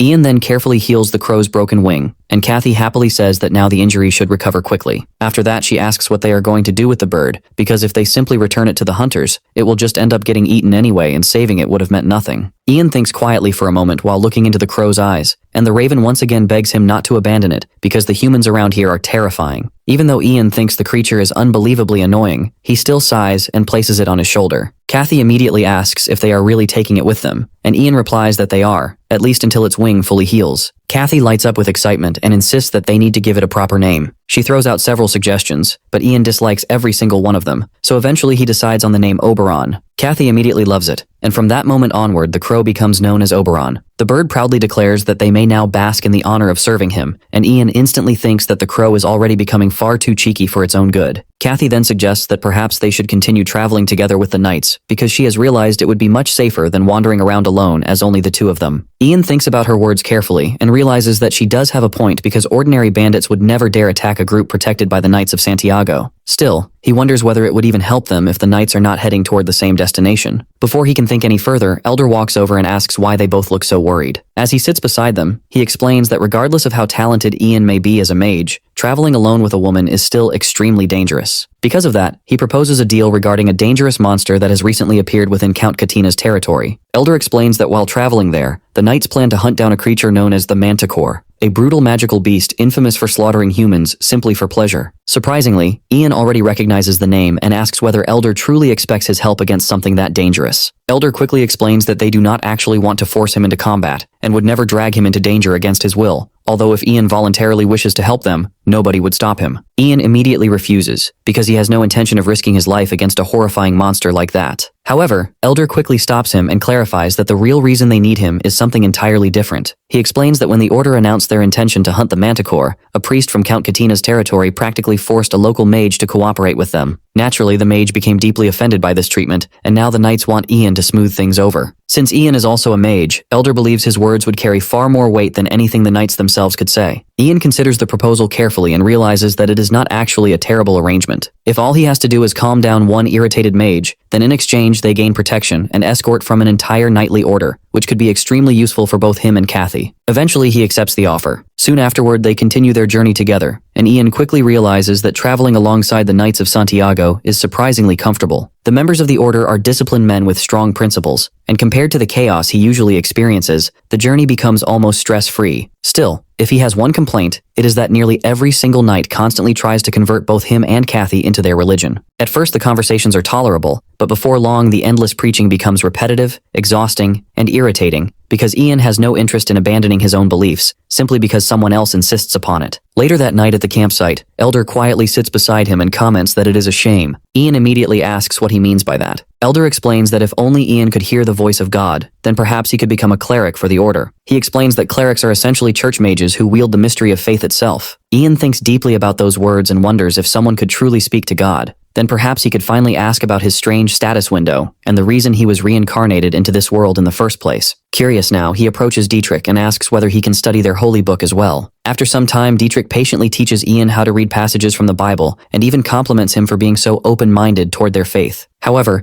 Ian suddenly loses interest, and Dietrich notices the strange shift in his expression and asks what is wrong. Ian replies that Dietrich just complimented him a moment ago, yet instantly Dietrich becomes alarmed and insists that he never said anything at all. Confused, Ian swears that he clearly heard a voice speaking directly to him. That is when he suddenly realizes the voice did not sound human in the slightest. Then another strange voice whispers into his ears, calmly suggesting that perhaps the speaker is not a being that could even be called human at all, and Ian is left completely confused about what exactly is happening to him. Ian realizes that the voice speaking inside his head might actually be the one who brought him here, so he immediately shouts and demands an answer. He keeps piling up questions, asking the supposed creator about the status window and why he was thrown into this world right after he had barely graduated. As his irritation keeps rising, a sudden gust of wind passes through, and just like that it feels as if the mysterious creator has already left without responding. Our guy gets frustrated and starts going off, demanding that she come back and answer him properly. Meanwhile, the Santiago Knights struggle to hold him back as they practically beg him to calm down. A moment later, Ian suddenly gets an idea and quickly flips through the divine book, hoping it might give him another chance to reach that voice again. As he continues reading, the status window suddenly appears with a notification, informing him that he has acquired a new skill called Holy Arts. It states that this skill will allow him to communicate with the creator of this world. Right after that, more notifications begin to flood in, telling him to show greater interest if he wants to satisfy the creator. Seeing all this, Ian begins to question whether the owner of that voice is truly the one who dragged him into this world and granted him this ability. The more he thinks about it, the more he feels like some kind of puppet being controlled and laughed at. He wants to rush things and confront her directly, but his holy arts level is still too low to start any real conversation. In the end, he gives up for now, deciding that he will have to uncover more mysteries and gather enough points to level up his holy arts. A few days pass during their journey, and at one point a group of bandits tries to ambush them. The knights handle the weak amateurs without much trouble and then check on Ian, asking if he is fine. Ian responds that he is safe, and asks the elder if he is alright, since they were the ones actually doing all of the fighting. The elder laughs it off and says that no matter how much of a geezer he turns into, he is still not going to lose to some amateur bandits. Ian takes the chance to ask him more about his past, and brings up that he has heard he used to be a mercenary. The elder admits it and says that even if he looks like an old man now, he was once a hotshot known all around. He explains that he had to start using the alias Elder, because whenever people heard his real name, they would come after him just to gain attention and make a name for themselves. Hearing this, Ian starts wondering if the man really was that famous. After the bandits are taken care of, one of the knights reports to the elder and informs him that the road ahead splits into two paths. He explains that the eastern path leads to the Count's castle, while the western path goes toward the Manticore area. The old man then tells Ian that the mage he mentioned lives somewhere near the Manticore area and points in that direction, asking him to hurry. Ian stops the group for a moment and suggests to Kathy that they should first go meet the mage before heading to the Count's place. Lucy immediately refuses and says she will go alone instead. Ian gets concerned and asks if she will be alright on her own. She smiles and responds that she is not a child, and she is confident that the eastern path will take her straight to her uncle's place. She waves goodbye and leaves without hesitation. Watching her go so casually makes Ian uneasy as he wonders if she will really be fine. He then decides to deal with the mage as quickly as possible so he can check on her before anything goes wrong. The old man asks the boy why his sister left without him, but Ian simply replies that he will catch up to her soon and quickly shifts the topic back to the mage. The old man leans over Ian's shoulder and asks if he is mentally prepared to face what is coming. He tries to scare him by explaining how dangerous mages can be, and adds that the one they are about to meet is already upset because of the order. Ian questions why the knights are the ones cleaning up the order's mess, and the old man casually replies that they are paid a heavy amount for it. That answer makes Ian realize why all the knights are wearing such shiny and expensive armor. Then, the old man shows a bit of sympathy and reassures him that since Ian is also a mage, the other mage might calm down once she sees his face. Ian starts wondering what kind of person she might be, since this will be his first time meeting a mage other than his master. Meanwhile, the female mage named Monty Campbell, who looks more like an unpleasant witch, is seen stirring a pot of soup. The scene shifts back to some time earlier, when the Order approached her and asked for her magic to help capture the manticore. The Order behaved rudely and told her to feel grateful since the forest was under their control. This attitude makes Monty angry, and instead she offers them a chance to try her cooking if they want her help. She uses the horrible smell of her soup to scare them off, and it ends up working. As the story shifts back to the present, the knights and Ian arrive close to the witch's place. The elder informs him that the mage they are about to meet is Manny Campbell, and introduces her as a well-known plant sorcerer. He continues by explaining that she can control plants freely, and is even capable of brewing extremely deadly poisons from them. The elder then adds that the real reason they came here is to obtain her poison, which they need in order to hunt down the manticore. Just then, a terrible smell spreads through the air, making the knights quickly cover their noses in disgust. Mani appears, laughing in a casual yet wicked manner, and says that she has been waiting for them and is pleased to see that they actually return to try her delicious soup. She presents them with a bowl of her chicken garlic soup that smells awful and clearly dangerous. The knights keep their noses covered while reluctantly holding the foul-smelling bowls in their hands. When the elder tries to explain that they did not come here to test her strength through such a dish, Mani responds that her rare meal is made from the finest ingredients she personally harvested. She then tells them that they are free to leave if they do not wish to accept her hospitality and taste her cooking. While the knights struggle and even start vomiting from the smell and taste, Ian casually drinks the soup in large gulps, finishing one bowl after another without hesitation. Apparently, he ends up liking the taste so much that he cannot stop himself from eating more of it. The witch grows concerned as she watches him keep devouring her poisonous-looking dish without slowing down at all. When Ian calmly tells the lady mage that it actually tastes good, Mani finds it hard to believe what she is hearing. Ian goes on to mention that he really likes the amount of garlic she added into the soup, and continues eating it without any hesitation. Mani and the knights start getting uneasy at this sight, and she quickly steps closer to him and insists that it is enough. She admits that in her 40 years of being a plant sorcerer, she has never come across someone this ridiculous, then directly asks him for his name. As soon as Ian reveals his name, Manny gets clearly startled and rushes to confirm if he is truly the apprentice of the pyromancer Elidith. She immediately apologizes for how she treated him earlier, and to fix her image, she prepares a proper luxurious meal for him and the knights right away. Ian still prefers the chicken soup, but he chooses to go along with the situation instead of making a fuss about it. Mani then shifts into a more serious tone and asks if they are planning to hunt the manticore. She warns them that it is a dangerous task, reminding them how the winged beast has already wiped out several hunters who were previously sent by Count Karina. The old man responds that he is more than ready for the task. Seeing his confidence, the witch asks him if he has ever defeated a manticore before. The old man nods and replies that he has, but it was long ago back in his younger days. She then turns to Ian and asks if he has ever faced one himself, adding that she expects him to be a proper mage considering he was trained by a legendary pyromancer. She goes on to request Ian to lend his help to the knights as well. Hearing this, our boy drifts into his thoughts. He recalls how his master once taught him that a mage should involve himself in people's problems, even if it goes against his own wishes, and that such matters should always be taken seriously. As he reflects on those words, Ian also feels that there is no real reason for him to go out of his way to hunt a dangerous winged lion. However, the thought of refusing the request and having rumors spread about him in the Mage Circle starts to make him hesitate. The Mage Circle is an organization formed to maintain proper use of mysteries, and Ian does not want to damage his standing there. He worries that turning this down might anger his master, and could even lead to other mages refusing to help him when he needs them. Seeing that he has no other choice, Ian agrees to accompany them on the hunt. The next day, he travels with Mani and the knights toward the forest, while also hoping that Kathy will be fine on her own. As he is thinking about Kathy, his pet crow Oberon returns and informs him that he has located the winged lion, pointing out the exact direction it is in. When Ian reports this to the old man, he becomes impressed at how Ian is using crows for scouting. During their journey, Ian has managed to get Oberon accustomed to human speech, allowing him to communicate directly. As they move closer, the Santiago Knights leader starts feeling a strange pressure in the air and becomes more alert. Ian then asks if the old man can try persuading the manticore since it is also technically a monster. The old man has no idea how to respond, while Mani immediately disagrees and says the winged lion is not something that can be reasoned with easily. She gets slightly panicked and asks what Ian knows about summoning, warning him that she will report him to his master if he actually tries anything like that. Ian briefly wonders if he should at least be getting some kind of praise for his efforts instead. Just then, one of the knights points in a direction and informs them that they have finally encountered the monster. Everyone turns still like statues, not daring to move even a little. Our boy tells the others not to twitch at all and to stay close to him. Just then, Dietrich walks up to the old man and says the poison weapons are ready, handing over several arrows coated in the deadly liquid. The knight leader then orders his men to fire, and a volley of arrows shoots past him. Meanwhile, Ian watches the entire situation unfold without saying a word. As the poison-tipped arrows fly forward, our hero suddenly becomes alert. The projectiles bounce off the monster's skin without leaving even a small mark. He quickly shares this info with the old man, who grabs his head in frustration, while Dietrich asks what they should do next. Just as he is about to order another attack, evil laughter spreads across the area, and the monster finally reveals itself. Poor Oberon looks like he is about to collapse from fear. Ian realizes that now that the monster is right in front of them, there is no time to prepare the poison arrows again. Seeing no other choice, he looks up at the sky and lets out a powerful roar using Moronius. Everyone falls silent while Mani notes that the boy actually managed to pull it off. Even the manticore stops moving, and the two stand facing each other. The monster gets interested that a human can speak his language and says that Ian is not like the others. Forcing himself to stay steady, our boy keeps up a polite tone and introduces himself. However, the monster immediately cuts him off and tells him to shut up and drown in a puddle. Hearing that, Ian drops the polite act and asks what kind of abomination he even is. The manticore seems pleased by the direct response and says that it is more like it. He tells the human to be straightforward and just ask if he wants to know something. Matching that tone, Ian says that he wants the monster's head. The answer makes the creature laugh out loud, saying that he likes him. He then offers the mage a deal, telling him to join forces with him and tear those filthy humans apart. The idea shocks Ian, while the manticore keeps talking about how he will enjoy the taste of human flesh. He tells the boy he can have as many women as he wants, and after he is done, the manticore will eat them too. The monster starts getting excited by the thought, but our boy cuts him off with a disappointed sigh. Spitting on the ground in front of the creature, he says the idea is too disgusting to even consider. Our boy and Oberon both raise their middle fingers and throw out insults that would make his mother have a heart attack. Dietrich tries to speak while clearly nervous, but gets cut off as the manticore squares up, ready to fight. Switching to English, he thrusts his paw forward like a spear and declares that Ian is a human worthy of being killed by him. Our hero is more shocked that the monster can speak in the common language and freezes in surprise. Mani quickly reacts and casts a spell, stomping her foot on the ground. Plants begin growing rapidly, forming massive vines that rise up like a wall and separate the beast from them. However, the old man does not calm down, and instead starts scolding Mani for her actions. She looks confused and says she trapped the monster, but the old man reminds her that his men are trapped as well. She pauses for a moment before arguing back that the knights are not helpless and will manage somehow. Suddenly, the old man freezes as he hears a scream from the other side of the wall. Worried for his men, he runs off, while the two call out for him to stop. A short while later, they reach the spot, and he immediately asks if everyone is still alive. The mood turns serious as a knight says they survived, but Dietrich is badly injured. Lying there in pain, the loyal knight apologizes for letting the monster escape, but the Santiago Knight's leader cuts him off and holds him tightly. Ian feels close to breaking down and clenches his fists tightly. After being reborn, he never expected to see someone die right in front of him, especially someone like Dietrich. Past memories start flashing through his mind as he struggles to accept how real everything feels. It finally becomes clear to him that in this world, monsters and war are normal. The deaths he once only read about in stories are now happening in front of his eyes. Refusing to stand there doing nothing, he adjusts his cloak and walks toward his fallen ally. Kneeling beside him, he asks Dietrich if he remembers what he was taught during Bible study, that if someone truly believes and prays with sincerity, the heavens will find a way. The words bring tears to the knight's eyes as he answers yes. Ian then says they should pray together, as a blue light begins to spread around them. In his mind, he calls out to the heavens, saying that their devoted follower is dying helplessly in front of them and asking if they will do nothing. A voice answers that his call has been heard and offers to do something since Ian asked so nicely. The entire area fills with the blue light, temporarily blinding everyone. The old man calls out to him, but then trails off before he can finish. Meanwhile, our hero lets go of his comrade's hand and looks at his own, unsure of what is happening. The scene then shifts to a bright, ethereal place, where a voice calls out to Dietrich and tells him to wake up. A woman dressed in white extends her hand toward him, which catches him by surprise. The man realizes that this must be the creator he has been praying to all this time. As she comes down and stands before him, she tells him that she is glad to see him here. Dietrich immediately bows his head and feels overwhelmed by what is happening. The holy lady tells him that his life's work is not finished yet. He looks confused and repeats her words, trying to understand them. However, the holy lady extends her hand again and tells him to spread her message even further and to help those who are in need. Most importantly, she tells the loyal knight that he must help her apostle, Ian. Just then, Dietrich wakes up in the real world to his master calling out his name, He sits up and asks what just happened. Our boy says his name as he walks up to him and asks how it feels to be reborn. The knight immediately starts crying and holds onto Ian's hands tightly. He says that our hero saved him because the creator must have ordered it. Our hero gives a nervous smile and remembers that he was only able to use holy arts because the holy lady allowed him to borrow her power. He asks how the knight knew that, and explains that the holy lady told him that Dietrich still has much to do in this world. Remembering the words of the great being, the knight shouts in excitement and starts calling Ian a holy apostle. The other knights assume that he might have taken a hit to the head and agree to keep an eye on him for a while. Watching the scene unfold, Mani comments that they seem very cheerful for people who were close to dying just moments ago. Seeing his men back in good condition, the old man asks if they are ready to fight the Manticore again. Our hero sends Oberon ahead to scout the area first so they can understand the situation better. The knight leader becomes concerned that something might happen to the bird, but Ian dismisses the worry, leaving him confused. Our hero tells the squad that the Manticore is not some run-of-the-mill low-level thug, so they need to be fully prepared to deal with him. The scene then shifts to the Manticore, who is busy attacking a nearby town and chasing humans through the streets. A young man is leading his father away from the monster, but the old man suddenly slips and falls to the ground. The son calls out to him, but it is already too late as the Manticore moves in for the kill. Before the monster can bite down, the young man grabs a pitchfork and tries to scare him away from his father. He holds the weapon up even though his whole body is shaking badly. The Manticore understands that the old man is his father and makes him an offer. He tells the man to kill his own father, and in return, he will spare everyone else in the area. The young man refuses the offer and tells the monster to die. The Manticore does not seem bothered by that response at all. He raises his paw high and prepares to slice them apart. The father and son hold onto each other, ready to accept their end. But at that moment, an arrow flies in and strikes the monster in the eye. The Santiago Knights leader rushes forward and deflects the incoming attack, while the Manticore screams in pain. The father and son finally get a moment to breathe as the old knight shouts for his men to get ready. The soldiers move in quickly, while the Manticore glares at them and shouts that they are rushing toward their deaths. However, Ian calls out to the monster and calls it an idiot. Having mastered the secret arts of rage baiting, he claims the Manticore is only delaying his unavoidable defeat. The monster shouts back at him to be quiet, but our hero continues and wonders if this is how a defeated dog sounds. The rage bait works as the Manticore charges straight at Ian at full speed. At the last moment, our hero smiles as Mani steps forward and raises her staff. She activates another plant growth spell which wraps the monster tightly in vines. The old man then orders his men to act, and they throw clay bottles at the trapped Manticore. The beast becomes even more furious as he gets covered in the strange liquid. Meanwhile, Mani tells Ian that it is his moment to shine now. Our boy steps forward and activates his fire magic with a snap of his fingers. The Manticore realizes too late that the liquid is oil, and immediately gets engulfed in flames. His screams slowly die down while Ian shows no reaction, mogging his enemy till he is nothing more than crispy bits. After everything is over, the citizens step forward to show their gratitude to the knights, who calmly claim they only carried out their duty. From the background, our boy throws a cold stare at the Santiago Knights leader, watching the senile old geezer soak in all the praise. Oberon looks at him with innocent eyes and sarcastically asks why his great master is not getting the respect he deserves. He tells the annoying little fluffball to zip it, then wonders if his display of roasting a Manticore alive with fire magic actually intimidated the citizens instead. Right then, he is genuinely caught off guard when a young man and his grandfather step forward to thank him for saving their lives. He freezes for a moment, unsure how to react since he never expected anyone to thank him in the first place. A wide smile spreads across the old man's face as he notices that reaction. The knight leader suddenly bows in gratitude to the mighty mage who saved everyone from the big, bad Manticore. Ian awkwardly responds that he only followed Mani's commands, so there is no need for him to bow like that. That response surprises the knight leader, who did not expect such humility to match his skills and presence. In his experience, kids like him usually grow up into heroes whose reputations make them seem more noble than actual nobles. Soon after, a group of guards approaches the knights and asks if they are the ones responsible for taking down the beast. Instead of answering directly, the Santiago Knights leader demands that the fools state their identities first. The men apologize and explain that they are guards from the Count's castle. Our boy is surprised when they invite both of them directly to the Count's castle. At the Count's mansion, the knights are welcomed with a banquet worthy of their achievement. Lucy's drunk uncle loudly praises their strong sense of justice, applauding them for fearlessly slaying such a dangerous, unholy beast. The old man grins and casually claims it was nothing special for warriors of their level. His words clearly make the Count a little jealous, wishing he had guards like them protecting his estate. Man ignores the fact that his own guards are standing right there listening. Next, he starts buttering up the witch, promising he will do everything in his power to make sure no priests ever step foot in her forest again. Then his expression suddenly turns serious as he looks at Ian, mentioning he has heard quite a lot about him from his niece. The man is left stunned when he sees the kid is far too busy stuffing his face with meat and bread to even notice he is being addressed. When his little buddy finally points out that the important-looking man is speaking to him, Ian throws a cold stare at the scumbag who just interrupted his 3-course gourmet meal. Firmly grabbing a loaf of bread like it belongs to him, he casually apologizes for not paying attention because the food is simply too good to ignore. Hearing that, the Count pretends to overlook his earlier disrespect. Instead, the man applauds him for keeping Lucy safe. As a reward, he orders his butler to open a chest. Inside, there is a brightly glowing magic scroll inside. It is said that powerful spells are inscribed onto such scrolls, which release their stored magic the moment they are torn. Seeing such a rare item right in front of him, our hero is completely dazzled. Holding the fine paper in his hands, he carefully observes the inscriptions written across it. The Count smirks and asks if the gift he arranged specifically for him meets his expectations. Our hero expresses his gratitude for such an incredible reward, but the Count replies that it is only fitting for the hero who safely brought back his precious Lucy. With a snap of his fingers, the doors to the banquet hall swing open. Right then, the noble girl walks in wearing a beautiful dress, along with a ridiculously long magician's hat, half her height. That goofy awe hat nearly makes our guy choke as he struggles to hold back his laughter. As Lucy takes a seat beside her uncle, he wonders where she even found such a ridiculous cosplay piece. Shyly locking eyes with her hero, Lucy softly asks how he has been. After watching the way the two look at each other for just a second, the knight's leader teasingly reminds him that he once called her his sister. Judging from her expression, she sees him as something more than that. Moving forward, the Count offers a proposal to our magician. He wants Ian to accompany Lucy on her mission to take revenge on the bastards who hurt her. The Count firmly requests that he join his men to ensure the mission's success. Our boy quickly realizes that the magic scroll was not exactly a free reward. It was clearly bait, meant to pressure him into accepting the offer. Still, a mage's role of casting spells from the backline is not too dangerous, so he is not completely against the idea. On top of that, if things go well, he could earn a hefty reward from Lucy and her uncle. Staying humble as always, he agrees if they believe a lowly mage like him can be of help, then he will join them. 3 days later, everyone, including Lucy, gathers outside the Count's mansion. Lucy explains that the Count is busy with preparations, but he will give them a grand welcome once they return. The Santiago Knights leader simply smiles and says he is looking forward to it. Meanwhile, our boy feels annoyed that their squad lost several capable men, all thanks to the Count shamelessly bribing them away with his treasures. Right then, the old man suddenly thanks him for sticking by his side the entire time. He promises that he has a surprise waiting for him when he visits Trifar Island. Seeing him confused by the unfamiliar name, the leader explains that it is a floating island in the Coral Sea, and the locals will welcome him warmly if he mentions the name Salvador. Surprised, Ian asks if Salvador is actually his name. Deciding it is finally time to reveal it, the elder calmly states that his name is Salvador, and he hails from the Orcus family. While Ian does not immediately grasp the importance, Lucy instantly recognizes the name Salvador of the White Wolves. The old man lets out a humble, amused laugh at his old title. Meanwhile, our boy stands there feeling completely left out of the conversation. Realizing he is clueless, Lucy explains to the moron that he is standing before the former leader of the Emperor's private mercenary team, the White Wolves. Their leader was so skilled with the sword that rumors say the Emperor himself granted him the title of Swordmaster. That means they are currently in the presence of a living legend. Oberon and Ian don't give a duck, however, both staring blankly like it is no big deal. Shocked by their reaction, Lucy hypes the old man up. She is confused why he is not losing his mind and doing backflips over breathing the same oxygen as someone of that level. On the other hand, Salvador does not look too surprised by Ian's dull reaction, since he more or less expected it. Even so, he does enjoy when people flock around him and go crazy after learning his true identity. With that, the Swordmaster and the witch prepare to depart. One of the knights grabs our boy's hands. He overly emotional as he asks if they will ever meet again. Before they leave, Salvador shakes Ian's hand and promises to meet him again on the floating island. The old man then wishes him safe travels until that day comes. Later, the Count steps onto a stage to address his army. Each step feels heavier than the last as memories of his niece's request to avenge her mother run through his mind. Never in his wildest imagination did he expect Grime to make a move on Lucy after what he had already done to her mother. Even so, marrying Lucy off to one of his trusted retainers would turn her into a powerful political shield. His territory would become far more secure, and he would gain more control over the barony. With that in mind, the sly man plans to have a private talk with his niece once things calm down. After that, the Count delivers a powerful speech, firing up his soldiers to put an end to the injustice and crimes carried out by Grime. Later that night, the knights set up camp. Some of them, including Lucy, are genuinely confused. They wonder if he hit his head somewhere along the way. Instead of cooking food, he is just sitting there boiling his spoon. The noble girl tries not to judge and wonders if he comes from some poor place where spoons are a delicacy. A few knights in the distance start spreading rumors that the master mage is a crazy who drinks spoon soup. Irritated, our boy tells Lucy that he is disinfecting the spoon. The big word flies straight over Birdbrain's head. He then brushes it off, saying it is too complicated for her to understand anyway. That only makes the knights more curious, thinking he is preparing some mysterious and delicious dish. They end up annoying him even more by asking if they can add their meat into his special soup.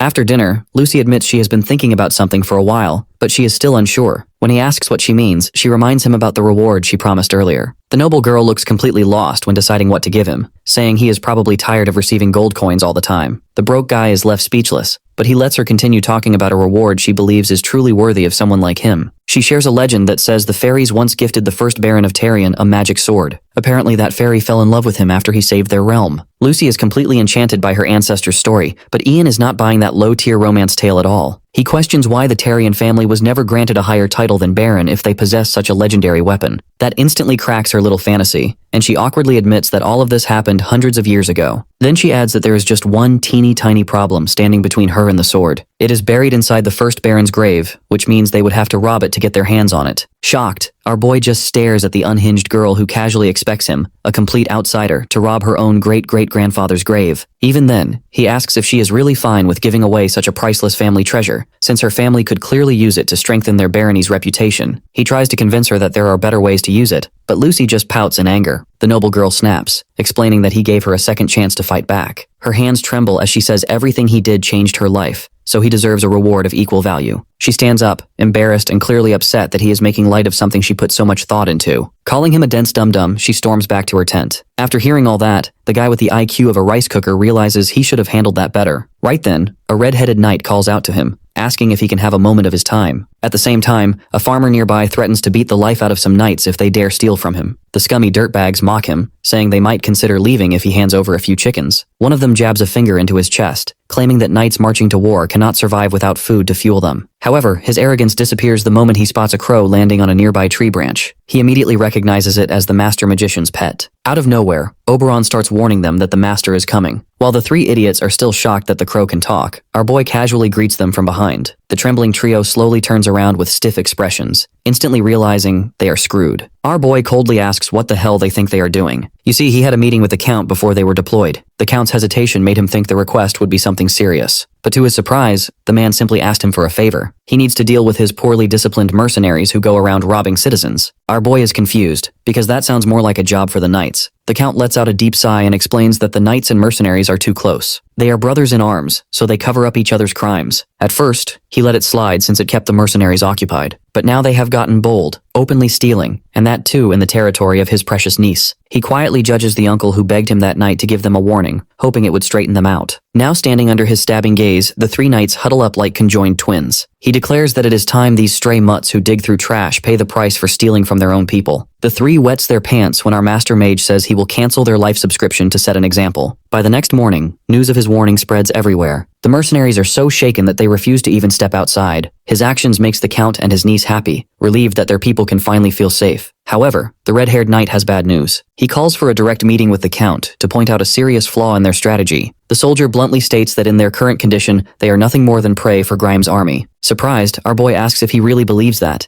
even with 400 trained soldiers on their side. The knight repeats that they are no longer soldiers, they are harmless prey. He explains that earlier, their men used to pillage Grimes' territories during raids. Their constant looting and oppression would push the citizens to protest against Grime, keeping his forces distracted. But ever since they stopped harassing the civilians under Ian's pressure, the situation has flipped completely. The townsfolk are now calm, there is no unrest, and everything is stable. That means Grime can focus entirely on gathering his forces in the background, putting them at a massive disadvantage. On top of that, ever since the troops were put in line by our master mage's punishment, their morale has taken a serious hit. Hearing all this, our protagonist realizes they are stuck in a pretty bad situation. The grim update gives the Count a splitting headache as he struggles to come up with any kind of solution. Running out of options, he turns to our hero for help. They cannot afford to lose this war, or the usurper might take everything this time. With a worried look, Lucy also turns to him full of expectation. Even under that pressure, he calmly argues that the situation is not completely hopeless when he's around. His reassuring words instantly lift their spirits, making both uncle and niece eager to hear the master speak. At the same time, the soldiers standing behind the red-haired knight glare at him like he just slapped their mom. The suspicious duo clearly do not trust his overconfident attitude and look like they are plotting something on the side. The next morning, our boy heads to a farmer's house. The farmer starts yelling at the visitor and his annoying crow, who keeps making noise outside his door. The moment he opens it, our boy steps right into his face with a dead-eyed stare that scares the life out of him. In a strong voice, he demands to know if the man owns the wheat field. Confused and annoyed, the farmer snaps back, asking him to reveal his identity first. A nearby knight quickly introduces him as the apprentice of the master mage Elidith, Lord Ian. That instantly drains the color from the farmer's face, who realizes he insulted a lord. He immediately drops to the ground, pressing his fat mug into the dirt while begging Lord Ian to forgive his ignorance. With the stage set, our protagonist smoothly moves to the next step of his plan. He declares that the crops are already doomed, leaving the poor farmer desperate for an explanation. Slamming his staff hard into the ground, he roars that the curse of the first Baron of Tarion has befallen his wheat. Fully committing to the act, he lowers his voice and explains that the curse strikes any land that was taken from the rightful owner. Thinking his entire livelihood is about to vanish, the farmer desperately begs for a solution, or at least something he can do. Right then, our boy tells him to quiet down. He suddenly acts like he senses something, and his eyes widen in shock like he's receiving a divine DM from heaven. Raising his hands dramatically, he declares that the heavens have revealed the only way to lift the curse. If the rightful heir Lucy Tarion becomes the Baron, the first Baron's anger will finally be put to rest. With that message delivered, he and the knights quickly leave the scene, claiming he has detected another curse nearby. The farmer nearly wets himself as our boy leaves, dropping a final warning that the entire land will turn barren under Grime the Usurper's rule. After repeating that same act a few more times in different places, rumors about the curse spread like wildfire among the people. Soon enough, the common folk begin protesting, demanding that Grime step down and let Lucy take the crown so they can be saved from the so-called curse. At the same time, his galaxy brain strategy also boosts the army's shattered morale. However, some of the more suspicious soldiers on the inside do not look happy about any of this. Later that evening, they take their complaints directly to the Count. Confused by their strange attitude, the Count demands to know what exactly has them so worked up. The soldiers argue that their master mage played dirty by spreading rumors about their homeland being cursed. They claim it is completely unacceptable to serve under a mage who curses their own land. Baffled by these absolute idiots, our boy asks if they are seriously dumb enough to believe nonsense he made up right in front of them. The morons still push back, saying his shady tactics are exactly why they cannot trust him. At that moment, he realizes his plan backfired. The moment he told one lie, they started treating everything he says like another lie. He lets out a tired sigh, already fed up with the brain-dead complaints these clowns keep throwing at him. At the same time, he understands that the knights are the backbone of their army, so they cannot simply be ignored. One look at the Count's troubled face confirms that the man knows he has to meet their demands to keep their trust. Deciding to make things easier for him, our boy takes the initiative and steps forward. If they do not want an untrustworthy mage around, then he has no problem leaving on his own. The knights are left frustrated, clearly not expecting him to make that move. But then he hits them with another blow. He makes it clear that they should not come crawling back to him for help later, because if he walks away now, he is not coming back.